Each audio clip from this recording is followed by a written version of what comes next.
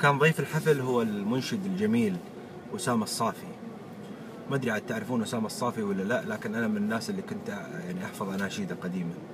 قدم موال، وهي كانت المفاجأة، لقصيدة للشيخ عبد العزيز بن عبد اللطيف المبارك أحد أجدادنا، قصيدة غزلية مشهورة لدينا. قلت لكم بعض التسجيل، وخلوني يعني أسرد لكم جزء من القصة أو اللي أحفظها أنا، نسختي الشخصية، واللي عنده أي تعديل يعدل عليه.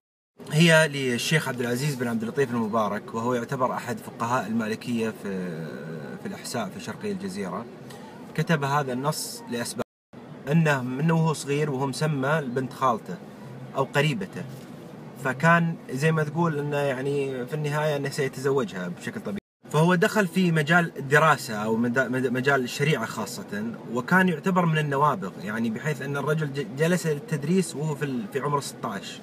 يعني بينما الشباب في مرحلة على ما قالوا يعني يطالعون ويغازلون ويشوفون بنيات وكذا، الرجال كان يدرس، فلم يعرف من الدنيا إلا هذه المرأة يعني. وكان بالفعل ينتظر اليوم اللي يتزوج منها يعني. فما في، حصل أن لأسباب مجهولة تم تزويجها هي لشخص آخر، فهنا انفطر قلبه. هل في الهوى العذري لي من عاذري، إن بحت بالشكوى وهل من ناصري، يا للرجال غدا بقلبي شادن وسبى سويدائي فهل من ثائري. بي ندم المراقى على الصفا، ما بي سوى ذاك الغزال النافر، علقته طفلا فلم يزل الهوى ينمو إلى أن شب بين ضمائري. وأشد ما يلقى المحب إذا دنت دار الحبيب ولم يكن بالزائر.